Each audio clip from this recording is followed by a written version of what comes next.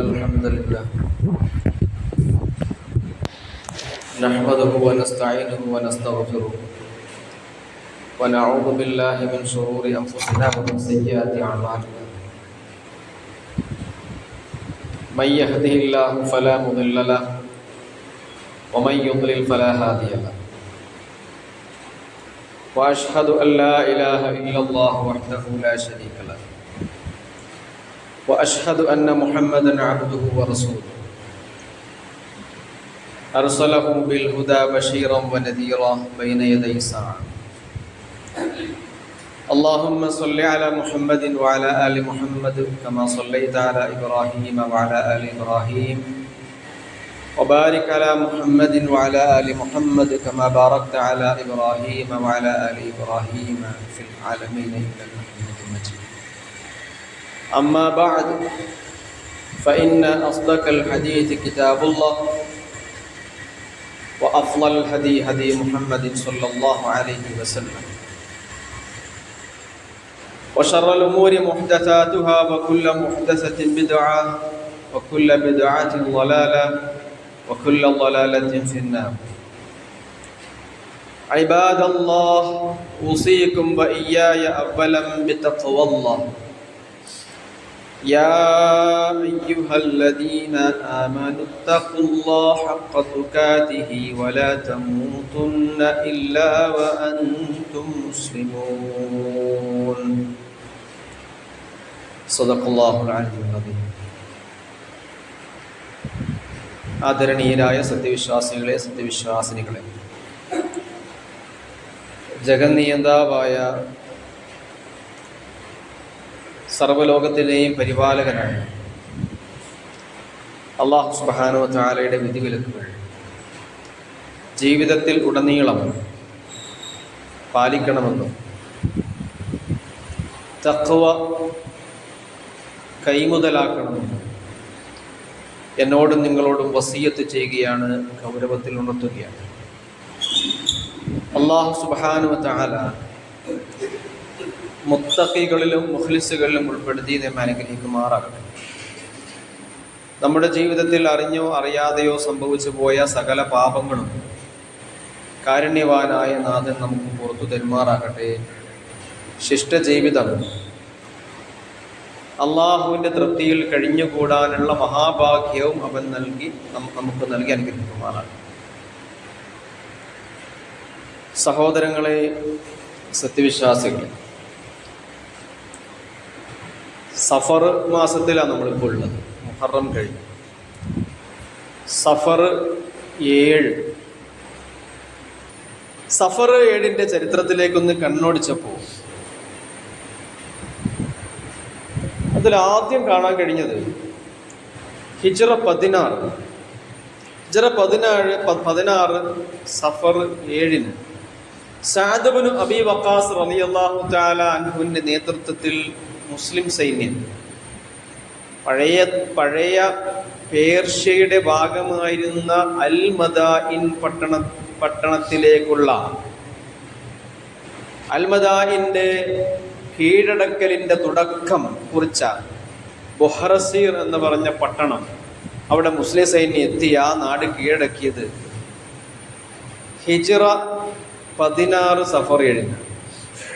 അവിടെ നിന്നങ്ങോട്ട് പിന്നെ ജൈത്രയാത്രയായിരുന്നു. അൽമദായിൻ എന്ന് പറയുമ്പോഴത്തേക്കും അൽമദായിൻ ടൈഗ്രീസ് നദിയുടെ കിഴക്കും പടിഞ്ഞാറുമായി സ്ഥിതി ചെയ്യുന്ന പഴയ പേർഷ്യയുടെ പ്രവിശ്യകളാണ്. ടൈഗ്രീസ് നദി ഇന്ന് യഥാർത്ഥത്തിൽ സ്ഥിതി ചെയ്യുന്നത് ഇറാഖിലാണ്. ഇറാഖിൽ മാത്രമല്ല, തുർക്കി മുതൽ തുടങ്ങും അതിൻ്റെ. അപ്പൊ ഇന്നത്തെ ആധുനിക ഇറാഖിന്റെ ഒരു പഴയ പേരാണ് അൽമദായിൻ എന്ന് വേണമെങ്കിൽ പറയാം. ഹിജ്റ 16 മുസ്ലിങ്ങൾ ഇവിടെ കീഴടക്കി. ഇതിങ്ങനെ വെറുതെ ഒരു നാട് കീഴടക്കിയതുപോലെ കീഴടക്കിയ ഒരു സ്ഥലം അല്ല ഇത്. എന്തുകൊണ്ടെന്നാൽ റസൂലുള്ളാഹി സ്വല്ലല്ലാഹു അലൈഹി വസല്ലമിന്റെ യുദ്ധങ്ങളിൽ പ്രസിദ്ധമായ യുദ്ധമാണ് ഖന്ദഖ് യുദ്ധം. നമ്മളൊക്കെ ബദർ, മുഹദും ഖന്ദഖൊക്കെ കഴിഞ്ഞ് തമാശക്കിനെ പറയാറുണ്ടല്ലോ. ഖന്ദഖ് യുദ്ധം കിടങ്ങ് കീറി മദീനയെ ശത്രുക്കളുടെ ആക്രമണത്തിൽ നിന്നും രക്ഷിച്ചെടുത്ത ഒരു പ്രത്യേക യുദ്ധമാണ് ഖന്ദഖ് യുദ്ധം. ഖന്തഖ് യുദ്ധത്തിന്റെ സമയത്ത് റസൂലുള്ളാഹി സ്വല്ലല്ലാഹു അലൈഹി വസല്ലമിന്റെയും സഹാബത്തിന്റെയൊക്കെ ത്യാഗം നമ്മൾ ചരിത്രത്തിൽ വായിച്ചിട്ടുണ്ട്. കടങ്ങ് കയറി ആഴത്തില, കുതിര ചാടി കടക്കാൻ പറ്റാത്തത്ര വലിപ്പമുള്ള കിടങ്ങാണ് കീറേണ്ടത്. കുതിരക്ക് ചാടി അപ്പുറത്തെത്താൻ പറ്റാത്ത കിടങ്ങ്. അത് മദീന എന്ന് പറഞ്ഞ ആ പിന്നെ പട്ടണത്തിന്റെ ചുറ്റിലും കീറണം മരുഭൂമിയിലെ വെയിൽ നിന്നിട്ട്.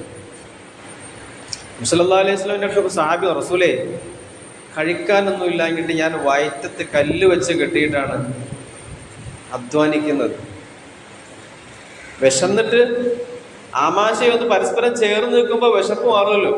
അതിനുവേണ്ടി ആ ഒരു കാലത്തെ ഇന്നും അങ്ങനെ തന്നെയാണ്. നമ്മൾ വിശക്കുമ്പോൾ ഇങ്ങനെ വേറെ ഇങ്ങനെ പൊത്തിപ്പിടിക്കുമ്പോഴത്തേക്ക് വിശപ്പ് മാറാറുണ്ട് കഴിക്കാനൊന്നും ഇല്ലാത്തപ്പോൾ.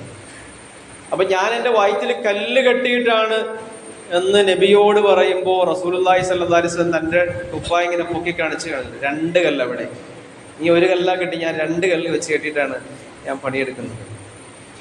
പട്ടിണിയുടെ ഒരു കാലം, ആ യുദ്ധത്തിന്റെ സമയം, അങ്ങനെ കിടങ്ങ് കീറി വയറ്റിൽ കല്ല് വെച്ച് കിട്ടിയ റസൂലും സഹാബികളും കിടങ്ങ് കീറിക്കൊണ്ടിരിക്കുന്ന ആ സമയത്ത് ഖന്തഖില് കിടങ്ങില് ഒരു വലിയ പാറക്കല്ല് കുഴിച്ചു പോയ, മണ്ണ് കുഴിച്ചു പോയപ്പോൾ ഒരു വലിയ പാറക്കല്ല് പ്രത്യക്ഷപ്പെട്ടു അവിടെ. അത് ഇളക്കി മാറ്റാൻ പറ്റുന്നില്ല, പൊട്ടിച്ചു മാറ്റാനും പറ്റുന്നില്ല. സഹാബികൾ വന്ന് അത് റസൂലിനോട് വന്ന് പറയാം, റസൂലെ ആ കല്ല് നായകനാണല്ലോ, നായകനായത് കൊണ്ടൊരു പരിഹാരം വേണമല്ലോ. അപ്പൊ ഇങ്ങനെ പറഞ്ഞു, ആ കല്ല് ഇളക്കി മാറ്റാൻ പറ്റുന്നില്ല നബി, എന്താ നിങ്ങൾ ചെയ്യാൻ? ഇപ്പോ റസൂലുള്ളാഹി സ്വല്ലല്ലാഹു അലൈഹി വസല്ലം അവരുടെ കയ്യിൽ നിന്നും അവര് വെട്ടിക്കൊണ്ടിരുന്ന പിക്കാസോ കൂടമോ എന്താണ് അത് വാങ്ങിയിട്ട് ആ കല്ലിൽ നബി ആഞ്ഞു വെട്ടുന്നുണ്ട്. അല്ല, കല്ല് നബീന്റെ 3 വെട്ടിൽ ആ കല്ല് പിളർന്നുണ്ട്. അതിൽ ഒരു സമയത്ത് നബി ഇങ്ങനെ പറയാണ്, അൽ മദായിൻ, കീഴടം. ഒരു വെട്ടില് റസൂലിക്ക് കുറെ പ്രവചനം നടത്തുന്നുണ്ട്. കിസ്റ റോമ നിങ്ങൾക്ക് കീഴടങ്ങാൻ പോവാണ്, പേർഷ്യയുടെ സാമ്രാജ്യം നിങ്ങൾക്ക് കീഴടങ്ങാൻ പോവാണ്. ഇങ്ങനെ ഓരോ വെട്ടിലും 3 വെട്ടില് റസൂലുള്ളാഹി സ്വല്ലല്ലാഹു അലൈഹി വസല്ലം 3 അന്ന് ആ കാലഘട്ടത്തിൽ ലോകത്തെ വൻ ശക്തികളായി നിന്നിരുന്ന 3 രാജ്യങ്ങൾ കീഴടങ്ങിനെ കുറിച്ച് പറയാണ്. ആ കൂട്ടത്തിൽ റസൂൽ ഉണ്ടെന്ന്, മദായിൻ നിങ്ങൾക്ക് കീഴടങ്ങും. ഇതെങ്ങനെയാ സഹാബികൾ വിശ്വസിക്കുക? ഇവിടെ സ്വന്തം രാജ്യം എന്ന് പറയാനൊന്നുമില്ല, ഒരു നഗരരാഷ്ട്രം, അതിൻ്റെ അധിപനായിട്ട് നിൽക്കുന്ന ഒരു നബിയും കുറച്ച് ആളുകളും, അവർ ചുറ്റുഭാഗത്തുനിന്നും വൻ ശക്തി സൈന്യം വന്നിട്ട്, അഹ്സാബ് എന്നിട്ടാണ് ഈ ഖന്തഖ് യുദ്ധത്തിന്റെ മറ്റൊരു പേര്. അഹ്സാബ് എന്ന് പറഞ്ഞാൽ വൻ ശക്തികൾ, സഖ്യ കക്ഷികൾ മദീനയെ ആക്രമിക്കാൻ വന്നു. മദീനയിലെ ജൂതന്മാര്, മക്കയിലെ ഖുറൈശികള്, അങ്ങനെ കിട്ടാവുന്ന മുഴുവൻ ഗോത്രക്കാരെല്ലാം കൂടി അവിടെ അവസാനത്തെ ശ്രമം ഇസ്ലാമിനെ ഇല്ലാതാക്കാൻ വേണ്ടിയിട്ട്. അപ്പൊ പ്രതിരോധിച്ച് നിൽക്കാൻ പ്രയാസപ്പെടുന്ന രാജ്യത്തിന്റെ നായകൻ ആ സമയത്ത് തിന്നാൻ പോലും ഒന്നും ഇല്ലാത്ത സമയത്ത് നടത്തുന്ന പ്രവചനം, മദായിൻ നിങ്ങൾക്ക് കീഴടങ്ങും. ഈ മദായിൻ എവിടെയെന്ന് അറിയാം? ഞാനതാ പറഞ്ഞത്, അന്നത്തെ സൂര്യൻ അസ്തമിക്കാത്ത സാമ്രാജ്യത്തൊക്കെ പറയാവുന്ന റോമ സാമ്രാജ്യത്തെ പോലെ മറ്റൊരു സാമ്രാജ്യമായിരുന്ന പേർഷ്യൻ സാമ്രാജ്യത്തിന്റെ ഒരു പ്രവിശ്യയാണ് ഈ മദായിൻ. ആ മദായിൻ നിങ്ങൾക്ക് കീഴടങ്ങും എന്ന നബി സല്ലല്ലാഹു അലൈഹി വസല്ലം ഖന്തഖിന്റെ സമയത്ത് പ്രഖ്യാപിക്കുന്നത്. പിന്നെ മക്കം ഫത്ഹിനൊക്കെ ശേഷം റസൂലുള്ളാഹി സ്വല്ലല്ലാഹു അലൈഹി വസല്ലം രാജാക്കന്മാർക്ക് കത്തയച്ച കൂട്ടത്തിൽ, ഇസ്ലാമിലേക്ക് ക്ഷണിച്ചുകൊണ്ട് രാജാക്കന്മാർ കത്തയച്ച കൂട്ടത്തിൽ അന്നത്തെ പേർഷ്യയിലെ രാജാവായിരുന്ന, മദായിൻ അടങ്ങുന്ന പേർഷ്യയിലെ രാജാവായിരുന്ന ഖുസ്രു പർവേസിലെ റസൂലുള്ളാഹി സ്വല്ലല്ലാഹു അലൈഹി വസല്ലം കത്തയക്കുകയും ചെയ്തിരുന്നു, അദ്ദേഹത്തെ ഇസ്ലാമിലേക്ക് ക്ഷണിച്ചുകൊണ്ട്. ആ നാടാണ് ഹിജ്റ 16 സഅദ് ഇബ്നു അബി വഖാസ് റളിയല്ലാഹു തആലയുടെ നേതൃത്വത്തിൽ മുസ്ലിങ്ങൾ പോയിട്ട് അതിശയകരമായി രാജ്യം കീഴടക്കുന്നത്. കഥ എവിടെ നിൽക്കട്ടെ. ഹിജ്റ 1411 സഫർ 7. ഞാൻ നേരത്തെ പറഞ്ഞത് ഹിജ്റ 16 സഫർ 7 വെച്ചിട്ടാണ്. ഹിജ്റ 1411 സഫർ 7. അന്ന് ലോകത്ത് നമ്മുടെ വലിയ സംഭവമുണ്ട്. അന്നാണ് സദ്ദാം ഹുസൈന്റെ നേതൃത്വത്തിലുള്ള ഇറാഖ്, കുവൈത്ത് ഇറാഖിന്റെ ഭാഗമാണെന്ന് പ്രഖ്യാപിക്കുന്നത്. ഇവിടെയൊക്കെ നാട്ടിലുണ്ടായിരുന്ന പ്രവാസികളൊക്കെ വളരെ പ്രയാസപ്പെട്ടു, നമ്മളൊക്കെ വളരെ സങ്കടപ്പെട്ടൊരു സന്ദർഭമാണ്. 1411 സഫർ 7 സദ്ദാമിന്റെ പ്രഖ്യാപനം മാത്രമാണ്. അതും കഴിഞ്ഞിട്ട് 1421 സഫർ 7, പിന്നെ 10 വർഷം ഇപ്പുറത്തേക്ക് കഴിഞ്ഞു. അന്ന് വേറൊരു സംഗതി സംഭവിക്കുന്നുണ്ട് അവിടെ. അന്ന് സഖ്യകക്ഷികൾ, അമേരിക്കയുടെ നേതൃത്വത്തിലുള്ള സഖ്യകക്ഷികൾ ബഗ്ദാദിൽ പ്രവേശിച്ച് സദ്ദാം ഹുസൈന്റെ നേതൃത്വത്തിലുള്ള ബഅത്ത് പാർട്ടിയുടെ ഭരണം താഴെ വീഴുന്നു. അൽ ഫിർദൌസ് അങ്കണത്തിലുണ്ടായിരുന്ന സദ്ദാമിന്റെ പ്രതിമ തകർക്കപ്പെടുന്നു. നമ്മൾ വായിച്ചു പോയ കഥകളാണ്. സദ്ദാം ഇപ്പം നമുക്ക് വീരപുരുഷനാണല്ലോ. ആ കാലത്ത് സദ്ദാമിനെ കുറിച്ച് ഞാൻ പറഞ്ഞു, സ്വന്തം പ്രതിമ ഉണ്ടാക്കിയിട്ട് അൽ ഫിർദൌസ് ചത്തുരത്തിൽ സ്ഥാപിച്ചിരുന്ന ആളായിരുന്നു അന്നത്തെ. ആ കഥ പോട്ടെ. ഞാൻ കുറച്ച് സഫർ ഏടിൻ്റെ കുറേ കഥകൾ ഇങ്ങനെ പറഞ്ഞു വന്നതാണ്. ഒരു സഫർ ഏടിന് മദായിൻ കീഴടങ്ങുന്നു, മറ്റൊരു സഫർ ഏടിന് ഇറാഖ് കുവൈറ്റ് ആക്രമിക്കുന്നു, മറ്റൊരു സഫർ ഏടിന് സദ്ദാം താഴെ വീഴുന്നു. സഹോദരങ്ങളെ, ഇന്നിപ്പോൾ ലോകത്തിൻ്റെ അവസ്ഥ നമുക്കറിയാം. അന്നൊക്കെ ലോകം ഒത്തിരി മാറിയിട്ടുണ്ട്. എന്തിനാണ് ഇറാഖ് അമേരിക്ക കൈവശപ്പെടുത്തിയത്? റസാ ഷാ പഹ്ലവി ഇറാനിലെ പഴയ രാജാവാണ്. റസാ ഷാ പഹ്ലവിയുടെ കാലത്ത് ഇറാന് മേലുണ്ടായിരുന്ന അമേരിക്കയുടെ ഒരു സ്വാധീനം ഉണ്ടായിരുന്നു. ആ സ്വാധീനം ഇമാം ഹുമൈനിയുടെ നേതൃത്വത്തിൽ നടന്ന വിപ്ലവത്തോടു കൂടി അമേരിക്കയ്ക്ക് നഷ്ടപ്പെട്ടു. അമേരിക്കയ്ക്ക് നഷ്ടപ്പെട്ടത് ഇറാനിലുള്ള അമേരിക്കയുടെ സ്വാധീനം മാത്രമല്ല, മധ്യ പൗരത്യ ദേശത്ത് അമേരിക്കയുടെ മുഴുവൻ സ്വാധീനം അതോടെ ഇല്ലാതായി. ഇറാനിൽ മറ്റൊരു ഭരണം കയറിയപ്പോഴത്തേക്കും വീണ്ടും മിഡിൽ ഈസ്റ്റിൽ കടന്നു കയറാൻ വേണ്ടി അമേരിക്ക അവസരം പാർത്ത് കഴിയുകയായിരുന്നു. അങ്ങനെയാണ് ഇല്ലാ കഥകൾ പറഞ്ഞ്, കള്ളക്കഥകൾ പറഞ്ഞിട്ട് യുറേനിയം സമ്പുഷ്ടീകരണം നടത്തി സദ്ദാം ഹുസൈൻ ഇറാഖിൽ അണുബോംബ് ഉണ്ടാക്കി വെച്ചിരുന്ന പറഞ്ഞ് പച്ചക്കള്ളം പറഞ്ഞിട്ട് ഇപ്പോൾ അടുത്ത 2-4 മാസങ്ങൾക്ക് മുമ്പ് അത് റഷ്യയിൽ നിന്ന് പ്രസിദ്ധീകരിച്ചൊരു ജേണൽ കൃത്യമായിട്ട് അത് ഒന്നാന്തര കള്ളമായിരുന്നു തെളിയിച്ചിട്ടുണ്ട്. അങ്ങനെ സംഭവമില്ലായിരുന്നു. അമേരിക്കക്കാർ തന്നെ തുറന്നു പറഞ്ഞിട്ടുണ്ട് അങ്ങനെ സംഭവിച്ചിട്ടില്ലായിരുന്നു പറഞ്ഞിട്ട്. ഒരു കളവായിരുന്നു, അധിനിവേശം നടത്താനുണ്ടായിരുന്നൊരു കളവ്. ഞാൻ പറഞ്ഞത് അമേരിക്കക്ക് മിഡിൽ ഈസ്റ്റിൽ ഉണ്ടായിരുന്ന സ്വാധീനം എന്നൊക്കെ പറയുമ്പോഴത്തേക്കും വെറുതെ ഇങ്ങനെ അമേരിക്കയുടെ സ്വാധീനം എന്ന് മനസ്സിലാക്കിയാൽ പോലെ. അമേരിക്കയുടെ സ്വാധീനം എന്ന് പറഞ്ഞാൽ അതിൻ്റെ അർത്ഥം ഇസ്രയേലിൻ്റെ സ്വാധീനം എന്ന് മനസ്സിലാക്കലാണ്.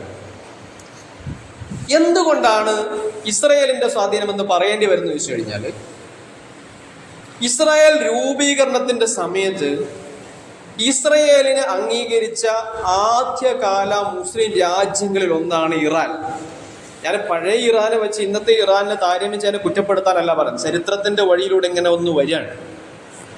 ഇറാൻ ഇപ്പം ശക്തമായ ഇസ്രായേൽ വിരുദ്ധ ചേരിയിലാണുള്ളത്. യുദ്ധമൊക്കെ കഴിഞ്ഞ് നമ്മൾ അറിഞ്ഞു. പക്ഷെ അന്ന് ആ സമയത്ത് ഇറാൻ ഇസ്രായേലിനെ അംഗീകരിച്ച രാജ്യമാണ്. ആ ഇറാനിലെ സ്വാധീനമാണ് യഥാർത്ഥത്തിൽ അമേരിക്കയ്ക്ക് നഷ്ടപ്പെടുന്നത്, ഇസ്രായേലിന് നഷ്ടപ്പെടുന്നത്. ഇറാനും ഇസ്രായേലും തമ്മിൽ ഉണ്ടായിരുന്ന നയതന്ത്ര ബന്ധം ഈ പഹ്ലവി ഭരണം കഴിഞ്ഞതോടെ ഇല്ലാതായി. പിന്നീട് നമുക്ക് കാണാം അമേരിക്കയുടെ നേതൃത്വത്തിൽ നടന്ന ഇറാഖ് അധിനിവേശം, അഫ്ഗാൻ അധിനിവേശം. ഈ അഫ്ഗാൻ അധിനിവേശവും ഇറാഖ് അധിനിവേശവും ഒക്കെ യഥാർത്ഥത്തിൽ സംഭവിച്ചത് മൊസാദിന്റെ തിരക്കഥ വെച്ചിട്ടാണ്. മൊസാദാണ് അതിന് മുഴുവൻ ചരടുവരികൾ നടത്തിയത്. അപ്പം മുമ്പിൽ നിൽക്കുന്ന അമേരിക്കയാണെങ്കിലും പിന്നിൽ നിന്ന് അതിന് വേണ്ടുന്ന പണികൾ മുഴുവൻ നടത്തിക്കൊടുത്തത് ഇസ്രയേലിന്റെ ചാരസംഘടനയായ മൊസാദായിരുന്നു. ഇത് വെറുതെ എങ്ങനെ പറയല്ല, കൃത്യമായ തെളിവുകൾ ആ വിഷയത്തിൽ അന്താരാഷ്ട്ര സമൂഹത്തിന്റെ മുമ്പിലുണ്ട്. നോക്കൂ, സദ്ദാം ഹുസൈന്റെ കുവൈറ്റ് അധിനിവേശത്തോടെ അറബ് രാഷ്ട്രങ്ങൾ ആകെ പേടിച്ചു. അറബ് രാഷ്ട്രങ്ങളുടെ ആ ഭയത്തിൽ നിന്നിട്ടാണ്, അതായത് തങ്ങളെയും ഇറാഖ് ആക്രമിക്കുമെന്ന് ഭയത്തിൽ നിന്നിട്ട് സൗദി അറേബ്യയും UAE-യും ഖത്തറും ബഹ്റൈനും ഒക്കെ അടക്കമുള്ള രാജ്യങ്ങൾ അമേരിക്കയ്ക്ക് തങ്ങളുടെ സ്വന്തം മണ്ണിൽ സൈനിക താവളം ഒരുക്കാൻ സമ്മതിച്ചു കൊടുത്തു. ഈ പേടിയിൽ നിന്നിട്ടാണ്. എങ്ങനെയാണ് മുസ്ലിം രാജ്യങ്ങൾ ഈ കുരുക്കിൽ വീണത് നിങ്ങൾ ആലോചിച്ചോ? ഇറാന് മേലുണ്ടായിരുന്ന സ്വാധീനം അമേരിക്കയ്ക്കും ഇസ്രായേലിനും നഷ്ടപ്പെടുന്നു. പിന്നീട് ഒരു അവസരം പാർത്തവർ നോക്കുന്നു, അമേരിക്കയെ കൊണ്ട് ഇറാഖിനെ കൊണ്ട് കുവൈറ്റ് ആക്രമിപ്പിക്കുന്നു. അതിന്റെ പേര് പറഞ്ഞ് ഇറാഖിലേക്ക് അതിക്രമിച്ചു കിടക്കുന്നു. ഇറാഖ് ഭീതി മൊത്തം ലോകം സൃഷ്ടിച്ചിട്ട് അറബ് രാഷ്ട്രങ്ങളിൽ അമേരിക്കയ്ക്ക് സിമ്പിളായിട്ട് സൈനിക താവളങ്ങൾ ഒരുക്കി കൊടുത്തു. ഇന്നും ആ താവളങ്ങൾ അവിടെയുണ്ട്. അതിലൊരു താവളമാണ് ഇറാൻ ഇസ്രായേൽ യുദ്ധത്തിന്റെ സമയത്ത് ഇറാൻ ആക്രമിക്കുന്നത്, ഖത്തറിലത്. അങ്ങനെ വന്ന താവളമാണ്. ഈ പേടിയിൽ ഈ ഭയത്തിന്റെ പേരിൽ ഉണ്ടായ താവളങ്ങൾ. മനസ്സിലാക്കേണ്ട ഒരു കാര്യം, ഇത് മുസ്ലിം സമൂഹം, മുസ്ലിം രാജ്യങ്ങൾ അകപ്പെട്ടൊരു വലിയ കുരുക്കാണ്. മിഡിൽ ഈസ്റ്റിൽ നിന്നും ഒരു കാലത്ത് എംബസി അടച്ചുപൂട്ടി ഓടേണ്ടി വന്നിരുന്ന അമേരിക്കയെ പിന്നെയും ആ മണ്ണിൽ കാലുകുത്താൻ അനുവദിച്ചത് മുസ്ലിം രാജ്യങ്ങൾക്ക് പറ്റിയൊരു വലിയ അബദ്ധമാണ്. ഈ അബദ്ധം എങ്ങനെ സംഭവിച്ചു എന്ന് ചോദിച്ചാൽ, റസൂലുള്ളാഹി സ്വല്ലല്ലാഹു അലൈഹി വസല്ലം പറയുന്നൊരു സംഗതിയുണ്ട്, അൻസിലിൻ നാസ മനാസിലോ. ഓരോരുത്തരെയും നിർത്തേണ്ട സ്ഥാനത്ത് നിർത്തണം. ഓരോരുത്തർക്കും ഓരോ സ്ഥാനമുണ്ട്, ആ സ്ഥാനത്ത് നിർത്തണം. നിർത്തേണ്ടിടത്ത് ഓരോ വിഭാഗത്തെയും നിർത്താൻ മുസ്ലിം രാജ്യങ്ങൾക്ക് കഴിയാതെ പോയതാണ് ഈ ഉരുക്കില് മുസ്ലിം രാജ്യങ്ങൾ വീഴാനുണ്ടായ കാരണം. അതെന്താന്ന് ചോദിച്ചു കഴിഞ്ഞാൽ, മുസ്ലിങ്ങളോട് തീരെ മമതയില്ലാത്ത, ചതിയും കുതന്ത്രങ്ങളും കൊണ്ട് നടക്കുന്ന ജൂത ക്രിസ്ത്യാനികളെ സംബന്ധിച്ച് സത്യവിശ്വാസികൾ മനസ്സിലാക്കേണ്ടതുപോലെ മനസ്സിലാക്കാതെ പോയത് കൊണ്ട് സംഭവിച്ചൊരബദ്ധമാണ്. ജൂത ക്രിസ്ത്യാനികളെ കുറിച്ച്, ജൂത ക്രിസ്ത്യാനി എന്ന് പറയുമ്പോഴത്തേക്കും ഇതിൽ എല്ലാവരെയും ആ കൂട്ടത്തിൽ പെടുത്താൻ കേട്ടോ. നമ്മളുമായിട്ട് വളരെ സൗഹാർദ്ദത്തിൽ കഴിയുന്ന ആളുകളുണ്ട്. അതേസമയം തന്നെ അവസരം കിട്ടിയാൽ മുസ്ലിം സമുദായത്തിന്റെ നെഞ്ചത്ത് പാഞ്ഞു കയറാൻ നടക്കുന്ന ജൂത ക്രൈസ്തവ വിഭാഗങ്ങളുണ്ട്. നിങ്ങളിപ്പോൾ നോക്കി, കന്യാസ്ത്രീകളെ 2 പേരെ അറസ്റ്റ് ചെയ്തു. ആ അറസ്റ്റ് ചെയ്തപ്പോഴത്തേക്കും അല്ലേ, കേരളത്തിലെ ഒരു സഭയുടെ മെത്രാന്റെ ഒരു പരിഹാസം തന്നെ വന്നു. അത് ഇനി നിങ്ങൾ വീണ്ടും വിളിച്ച് സൽക്കരിക്കുമെന്ന് പറഞ്ഞിട്ട്, എന്തിനാ കരയാൻ പോണത്, ഇനി വിളിച്ച് സൽക്കരിക്കുമെന്ന് പറഞ്ഞിട്ട് വന്നു. അതിന്റെ 2 ദിവസം കഴിഞ്ഞപ്പോൾ നമ്മൾ കണ്ടു ഇടുക്കി രൂപത കേരള സ്റ്റോറി സ്കൂൾ കുട്ടികളുടെ മുമ്പിൽ പ്രദർശിപ്പിച്ചു. ഈ പ്രശ്നം നടന്ന് 2 ദിവസം കഴിഞ്ഞപ്പോഴത്തേക്കും ഇവർ ആരുടെ കൂടെയാണ്? ആരാണല്ലെങ്കിൽ നമ്മളുടെ കൂടെയുള്ളത്? നമ്മൾ ആരെയാണ് കരുതിയിരിക്കേണ്ടത്? ഞാൻ പറഞ്ഞ 2 തരം ക്രിസ്ത്യാനികൾ നമ്മൾ കാണുന്നുണ്ട്. ഞാനൊരു വർഗീയ വിഭജനം ഉണ്ടാക്കാൻ വേണ്ടി ഉദ്ദേശിച്ച് പറഞ്ഞല്ല, ചില തിരിച്ചറിവുകൾക്ക് വേണ്ടി മാത്രമാണ്. നബി സല്ലല്ലാഹു അലൈഹി വസല്ലം ഹദീസുൽ സഹീഹ് മുസ്ലിം റിപ്പോർട്ട് ചെയ്യപ്പെട്ട ഹദീസ്, ലാ തബ്ദഉൽ യഹൂദ വൽ നസാറ ബിസ്സലാം. നിങ്ങൾ ജൂതനോടും ക്രിസ്ത്യാനിയോടും നിങ്ങൾ ആദ്യം സലാം പറയേണ്ടതില്ല. നിങ്ങൾ സലാം കണ്ടു തുടങ്ങും. നിങ്ങൾ അവരെ ആദ്യം വിഷ് ചെയ്യണ്ട, നിങ്ങൾ ആദ്യം അവരെ സംബോധന ചെയ്യേണ്ടതില്ല.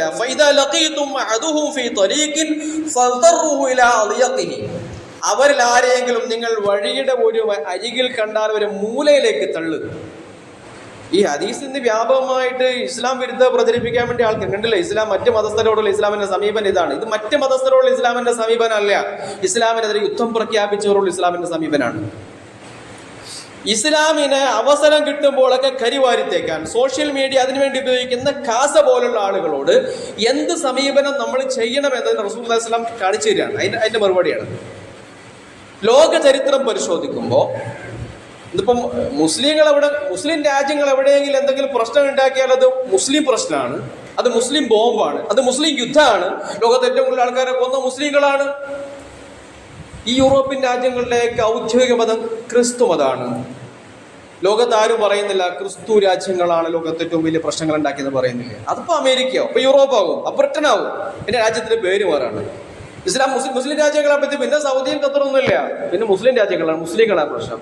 ഇസ്ലാമിന്റെ കാര്യം വരുമ്പോഴത്തേക്കും മുസ്ലിങ്ങളാവുകയും ക്രൈസ്തവരുടെ കാര്യം വരുമ്പോഴത്തേക്കും രാജ്യത്തിന്റെ പേരാവുകയും ചെയ്യുന്ന വിരോധാഭാസമാണ്. ഇത് മനസ്സിലാക്കുക. ഇങ്ങനെ ഉള്ളൊരു സംഗതി ഇവിടെ റസൂലുള്ളാഹി സ്വല്ലല്ലാഹു അലൈഹി വസല്ലം നമ്മോട് പറഞ്ഞു തരുന്നത്, നിങ്ങൾ കരുതിയിരിക്കേണ്ടവരെ കരുതിയിരിക്കേണ്ടതുണ്ട്. ശത്രുക്കളെ ഒരിക്കലും നിങ്ങൾ മിത്രങ്ങളാക്കരുത്. ശത്രുക്കളെ കരുതിയിരിക്കണം, അവരെ മിത്രങ്ങളാക്കാനും പാടില്ല. വിശുദ്ധ ഖുർആനിൽ സൂറത്തുൽ മാഇദയിൽ യാ അയ്യുഹല്ലദീന ആമനൂ ലാ തത്തഖിദുൽ യഹൂദ വൻ നസാറ ഔലിയാ, സത്യവിശ്വാസികളെ നിങ്ങൾ ജൂതനെയും ക്രിസ്ത്യാനിയെയും ഔലിയ ആക്കരുത്, നിങ്ങളുടെ കാര്യകർത്താക്കളാക്കരുത്, നിങ്ങളുടെ ഇഷ്ടക്കാരാക്കരുത്, നിങ്ങളുടെ സ്നേഹിതരാക്കരുത്. വലിയ എന്ന് പറഞ്ഞാൽ ഒരാളുടെ കാര്യങ്ങൾ ഏറ്റെടുക്കുന്ന തരത്തിലുള്ള വലിയ, നമ്മൾ രക്ഷകർത്താവിന് പറയുന്ന പേര് വലിയ എന്നാ പറയും. നമ്മളൊക്കെ നമ്മുടെ കാര്യങ്ങളൊക്കെ അങ്ങോട്ട് ഫുൾ മൊത്തം ഏൽപ്പിച്ചു കൊടുത്തേക്കുക, നിങ്ങൾ തന്നെയാണ് നിങ്ങളുടെ വലിയ ആള് എന്നുള്ള കണക്കിൽ. ഇതല്ലേ യഥാർത്ഥത്തിൽ അറബ് രാജ്യങ്ങൾക്ക് സംഭവിച്ചത്. ആ രാജ്യത്തിന്റെ സാമ്പത്തികവുമായി ബന്ധപ്പെട്ട കാര്യങ്ങൾ, കച്ചവടവുമായി ബന്ധപ്പെട്ട കാര്യങ്ങൾ, സൈനികവുമായി ബന്ധപ്പെട്ട കാര്യങ്ങൾ, ഇതെല്ലാം ഏൽപ്പിച്ചു കൊടുക്കാൻ അറബ് രാജ്യങ്ങൾ കണ്ടുപിടിച്ച അവിടെ ആത്മസുഹൃത്താണ് അമേരിക്ക. അള്ളാഹ് പറഞ്ഞതോ നിങ്ങൾ അങ്ങനെ ചെയ്യരുത്. എന്തുകൊണ്ടെന്ന് ചോദിച്ചു കഴിഞ്ഞാൽ അവരിൽ ചിലർ ചിലരുടെ സഹകാരികളാണ്, അവരിൽ ചിലർ ചിലരുടെ രക്ഷകർത്താക്കളാണ്. അമേരിക്ക ഇസ്രായേൽ ഏത് തരത്തിലെ രക്ഷകർത്താവ് നമുക്കറിയാം. അമേരിക്കയുടെ സ്റ്റേറ്റ് ആണോ ഇസ്രായേൽ, അല്ല അതല്ല ഇനി ഇസ്രായേലിന്റെ സ്റ്റേറ്റ് ആണോ അമേരിക്ക, തർക്കം മാത്രമേ ബാക്കിയുള്ളൂ. അത്രത്തോളം ആത്മബന്ധമാണ്. ഇപ്പോൾ നിങ്ങൾ നോക്കി, ഇസ്രായേലിനെതിരെ ഈ ഗസ പട്ടിണി കൊണ്ട് ഇടങ്ങേറാവുകയാണ്. തിന്നാനൊന്നുമില്ലാത്ത പട്ടിണിക്കോലങ്ങളായ കുഞ്ഞുങ്ങളുടെ ചിത്രം നിങ്ങൾ ഇൻസ്റ്റയിലും ഫേസ്ബുക്കിലും സോഷ്യൽ മീഡിയയിലും കാണുന്നില്ല. എല്ലും തീയിട്ട് ഒന്നുമില്ലാതെ വാരിയല്ലുകൾ എണ്ണിയെടുക്കാം. നമ്മുടെ കണ്ണ് അത് കണ്ടിട്ട് നിറയുന്നില്ലെങ്കിൽ പിന്നെ ഈമാനൊന്നും ഇല്ല എന്ന് മനസ്സിലാക്കിയാൽ മതി. അത്രയും പരിതാപകരമായ അവസ്ഥയിൽ ഗസ നിൽക്കുമ്പോൾ, ഇസ്രയേലിനെതിരെ പ്രമേയം കൊണ്ടുവരാൻ നിൽക്കുമ്പോൾ അമേരിക്ക ശക്തമായി ഇപ്പോൾ എതിർക്കുകയാണ്. ആ അമേരിക്കയുടെ തോളത്താണ് മുസ്ലിം രാഷ്ട്രങ്ങൾ കൈയിട്ടിരിക്കുന്നത്. ഈ ചങ്ങാത്തം, ഈ പരസ്പര ബന്ധം ഇത് ഇന്ന് തുടങ്ങിയതല്ലേ? അമേരിക്കയുടെയും ഇസ്രായേലിന്റെയും ചങ്ങാത്തത്തെ കുറിച്ച് അറിയണം. ജൂതരാഷ്ട്രത്തിന്റെ സ്ഥാപനത്തിന്റെ ചരിത്രം അറിയണം. ജൂതരാഷ്ട്രത്തിന്റെ വർത്തമാനത്തിന്റെ ചരിത്രം അറിയണം. ബ്രിട്ടന്റെ ഭരണത്തിന് കീഴിൽ ആയിരുന്ന സമയത്താണ് ഫലസ്തീൻ ഒരു കാലത്ത് മുസ്ലിം, ഞാൻ പറഞ്ഞു തുടങ്ങിയത് അവിടെ നിന്നാണല്ലോ, മജായിനിലൂടെ മുസ്ലിം സൈന്യം സഅദ് ഇബ്നു അബീ വഖാസ് റളിയല്ലാഹു തആലയുടെ നേതൃത്വത്തിൽ ഇറാഖിലേക്ക് മുസ്ലിം സൈന്യം വരുന്നു, മുസ്ലിങ്ങളുടെ കയ്യിലാകുന്നു ആ നാട്, അല്ലേ? അവിടുന്ന് പിന്നെ ലോകത്ത് കുറെ ചരിത്രങ്ങൾ മാറി പറഞ്ഞു. ഫലസ്തീനിൽ വേറെ കുറെ സംഭവവികാസങ്ങൾ നടക്കുന്നുണ്ട്. സലാഹുദ്ദീൻ അയ്യൂബി ഖുദ്സ് തിരിച്ചു പിടിക്കുന്നുണ്ട്. സലാഹുദ്ദീൻ അയ്യൂബി ഖുദ്സ് തിരിച്ചു പിടിച്ചിട്ട് പിന്നെ രണ്ടാം ലോകമായ യുദ്ധകാലത്തോടു കൂടി ഈ പ്രദേശം മൊത്തം മുസ്ലിങ്ങളുടെ കയ്യിൽ നിന്ന് പോയി. അന്ന് ബ്രിട്ടൻ ഖുദ്സിന്റെ മണ്ണില് അവിടെ കടന്നു വന്നിട്ട് ബ്രിട്ടീഷ് പട്ടാളത്തിന്റെ സേനാനായകൻ സലാഹുദ്ദീൻ അയ്യൂബിന്റെ ഖബറിന്റെ മുകളിൽ കാലെടുത്ത് വെച്ചിട്ട് പറയുന്നൊരു വാക്കുണ്ട്, സലാഹുദ്ദീൻ ഇപ്പോഴാണ് കുരിശ് യുദ്ധം തീർന്നത്. നമ്മളിങ്ങനെ ചരിത്രമൊക്കെ മറന്നിട്ട് നമ്മൾ വിചാരിച്ച കുരിശ് യുദ്ധത്തെ പരിപാടി കഴിഞ്ഞ് അവരെ ബാക്കി ക്രിസ്ത്യാനികൾക്കൊന്നും അത് സംഭവമൊന്നും അറിയില്ല. നല്ല അവരതും കൊണ്ട് നടക്കുകയാണ്. നമ്മളാണത് മറന്നു കളഞ്ഞത്. നമ്മൾ മറന്നു. അവരുടെ മനസ്സിൽ ഇപ്പോഴും അത് ബാക്കിയുണ്ട്, കുരിശ് യുദ്ധത്തിന്റെ കഥകൾ. സലാഹുദ്ദീൻ ഇപ്പോഴാണ് കുരിശ് യുദ്ധം കഴിഞ്ഞത്. ബ്രിട്ടന്റെ സേനാനായകൻ ഫലസ്തീന്റെ മണ്ണി വെച്ചിട്ട് പറഞ്ഞ വാക്കാണ്. അത് കഴിഞ്ഞിട്ട് പിന്നെ കുറച്ചു കാലം ബ്രിട്ടന്റെ മാൻഡേറ്റ് ആയിട്ട് ഈ ഫലസ്തീൻ ഇങ്ങനെ കഴിഞ്ഞു പോകുന്നു. അതിനിടയ്ക്ക് രണ്ടാം ലോകമായുധം കഴിയും 1947 ആകുന്നു. ആ സമയത്ത് ബ്രിട്ടൻ എന്താ ചെയ്തതറിയോ? ലോകത്തിന്റെ പല ഭാഗത്തു നിന്നുള്ള ജൂതന്മാരെ മുഴുവൻ ഈ മണ്ണിലേക്ക് വിളിച്ചു വരുത്തി. അവർക്ക് താമസിക്കാനുള്ള സൗകര്യം ചെയ്തു കൊടുത്തു. അങ്ങനെയാണ് ഫലസ്തീനിൽ ജൂതഭൂരിപക്ഷ പ്രദേശങ്ങൾ ഉണ്ടാകുന്നത്. രണ്ടാം ലോകമായുദ്ധ കാലത്ത് ജൂത ജനസംഖ്യ അവിടെ വർദ്ധിച്ചു എന്നാണ്. ഏറെക്കുറെ മുസ്ലിങ്ങളുടെയും ജൂതന്മാരുടെയും ജനസംഖ്യ ഏറെക്കുറെ തുല്യമായി മാറി ഈ ബ്രിട്ടന്റെ ഭരണത്തിന്റെ കീഴിൽ. പിന്നീട് ബാൽഫൽ പ്രഖ്യാപനത്തിലൂടെ ജൂതരാഷ്ട്രം സ്ഥാപിക്കാനുള്ള തീരുമാനം പ്രഖ്യാപിച്ചതും ഇതേ ബ്രിട്ടനാണ്. ഇന്ന് അമേരിക്കയുടെ മുമ്പിൽ എല്ലാത്തിനും വാലാട്ടി നിൽക്കുന്ന അതേ ബ്രിട്ടൻ, അമേരിക്കയുടെ കൂടെ നിൽക്കുന്ന ബ്രിട്ടൻ. 1947 ഫലസ്തീനിൽ നിന്നും ബ്രിട്ടൻ പിൻവാങ്ങുന്ന സമയത്ത് അവിടെ അത്യാവശ്യം ജൂതന്മാർ പാർപ്പ് തുടങ്ങിയിരുന്നു. 1947 നവംബർ 29 ചേർന്ന UN അസംബ്ലിയിൽ ഫലസ്തീൻ ജൂതർക്കും മുസ്ലിങ്ങൾക്കും വിഭജിക്കാനുള്ള തീരുമാനം യുണൈറ്റഡ് നേഷൻ എടുക്കുന്നു, UN എടുക്കുന്നു. വിഭജനത്തിന്റെ തീരുമാനം. ഈ വിഭജനത്തിന് വേണ്ടി UN എന്ന് പറയുമ്പോൾ തന്നെ UN ഒരു കടലാസ് സംഘടനയാണ്. നമ്മളിങ്ങനെ ഐക്യരാഷ്ട്രസഭ എന്നൊക്കെ പറയുന്നത് വലിയ എന്തോ സംഭവം എന്ന് വിചാരിക്കും. ഐക്യരാഷ്ട്രസഭ ഒരു കടലാസ് സംഘടനയാണ്. ഒന്നും ചെയ്യാൻ കഴിയില്ല. അതിന് ചെയ്യാൻ കഴിയുമായിരുന്നെങ്കിൽ ഈ ഒരു സമയത്ത് ചെയ്യണമായിരുന്നു. ഐക്യരാഷ്ട്രസഭയുടെ കീഴിലുള്ള അന്താരാഷ്ട്ര നീതിന്യായ കോടതി നെതന്യാഹുവിനെ ലോക കുറ്റവാളിയായി പ്രഖ്യാപിച്ച് എന്തെങ്കിലും ചെയ്യാൻ കഴിഞ്ഞോ? ഇല്ല. ഇതൊരു കടലാസ് സംഘടന മാത്രമാണ്.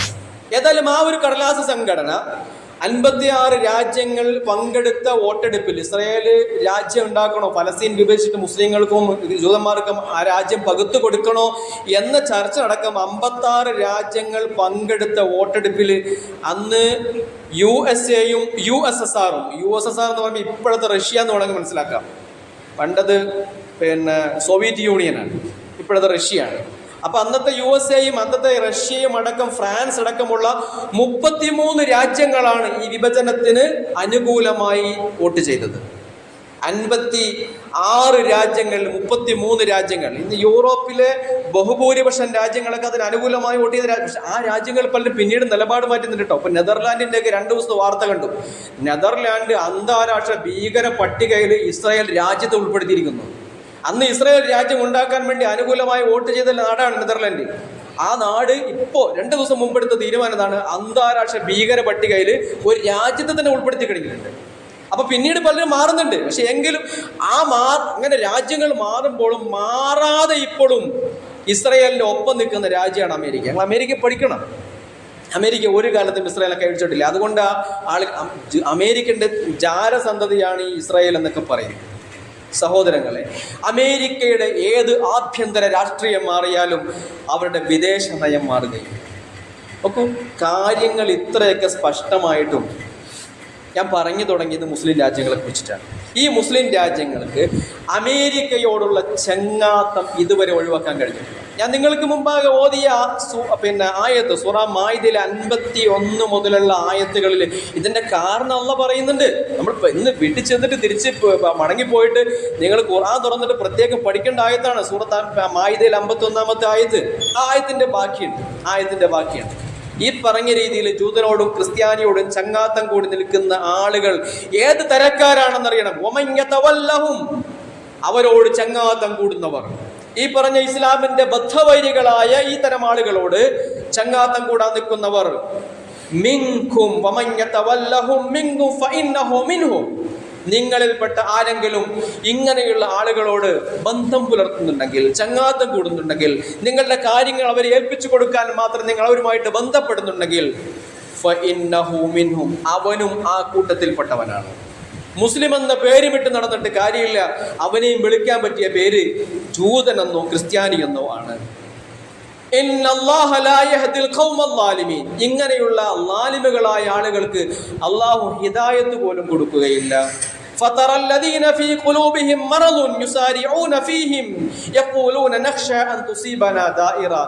അള്ളാഹ് ഈ ആളുകളുടെ വേറൊരു പ്രത്യേകത പറയുന്നു. എന്തുകൊണ്ടാണ് ഇവരിങ്ങനെ ആയിപ്പോന്നറിയാമോ? ഉള്ളിൽ ഭയമുള്ളത് കൊണ്ടാണ്. ഞങ്ങൾ കാലക്കേട് ഞങ്ങൾ പേടിക്കുന്നു എന്ന് പറഞ്ഞാൽ അമേരിക്കയെ മാറ്റി നിർത്തിക്കാൻ ഞങ്ങളുടെ രാജ്യം എന്തോ ആയിപ്പോകും, ഞങ്ങളെ ഇറാൻ കീഴടക്കും, ഞങ്ങളെ മറ്റുള്ളവരെ ആക്രമിക്കും, അല്ലേ? ഉമ്മാക്കി കാണിച്ച് പേടിപ്പിക്കാന്ന് മലയാളത്തിൽ പണ്ട് പറയാറുണ്ട്. ഈ ഭയമാണ് ഇല്ലാത്തത് കണ്ടിങ്ങനെ പേടിച്ച് കഴിഞ്ഞുകൂടുന്ന ഈ ഭയം ഇവരെ എത്തിക്കുന്നത് മുസ്ലിങ്ങളുടെ പട്ടികയിൽ നിന്നും ജൂത നസാറാക്കളുടെ പട്ടികയിലാണ് എന്ന് സൂറത്തുൽ മാഇദയിലെ ആയത്ത് നമ്മളെ അല്ലാഹു പഠിപ്പിക്കുന്നു. അല്ലാഹു സുബ്ഹാനഹു വ തആല മുസ്ലിം രാജ്യങ്ങൾക്കും രാജ്യനായകന്മാർക്കും തിരിച്ചുപോയി നൽകി അനുഗ്രഹിക്കുമാറാകട്ടെ.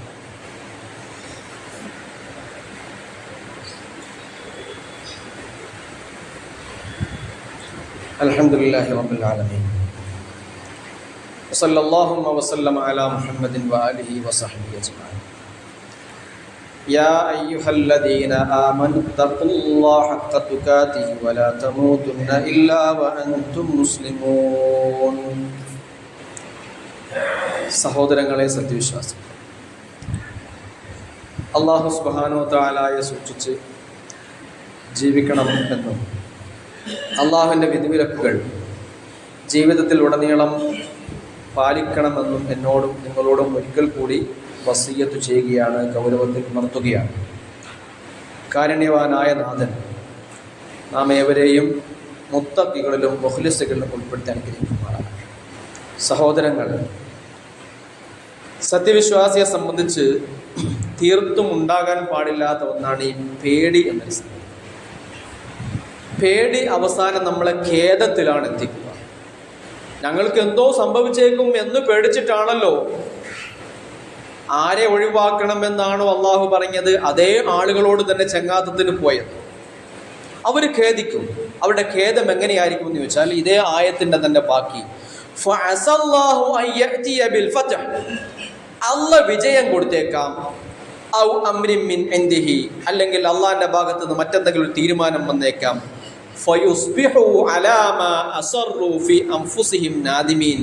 അന്നാ വിജയം വരുമ്പോൾ ഇവർ ഖേദിക്കും. ഫലസ്തീനിൽ വിജയം വരാൻ പോകുന്നു. വിജയം ഒന്നും ഉണ്ടാവില്ല, അതൊക്കെ ഉള്ളോ മൊത്തത്തിൽ അങ്ങ് തീർന്നോളൂ എന്ന് വിചാരിച്ചിരിക്കുന്നെങ്കിൽ അവിടെ വിജയം വരും. അവിടെ വിജയം വരുന്ന നാള് അന്ന് ഈ പറഞ്ഞ ശത്രുക്കളോടൊപ്പം മുട്ടി നിന്ന ആളുകൾ ഖേദിക്കുന്നൊരു കാലമാണ് എന്ന് വിശുദ്ധ ഖുർആൻ അല്ലാഹു പറയുന്നു. സഹോദരങ്ങളെ, നമ്മുടെ മനസ്സ് ശിർക്കിൽ നിന്നും ഒഴിവാക്കി നിർത്തേണ്ടതാണ്. ഈമാനിൻ്റെ ഒരു പ്രത്യേകതയാണല്ലോ. റസൂലുള്ളാഹി സ്വല്ലല്ലാഹു അലൈഹി വസല്ലം പറഞ്ഞു, വിശ്വാസത്തിൽ ഞാൻ നിങ്ങളോട് പേടിക്കുന്ന വലിയ ശിർക്കൊന്നുമല്ല, ചെറിയ ശിർക്കാണ്.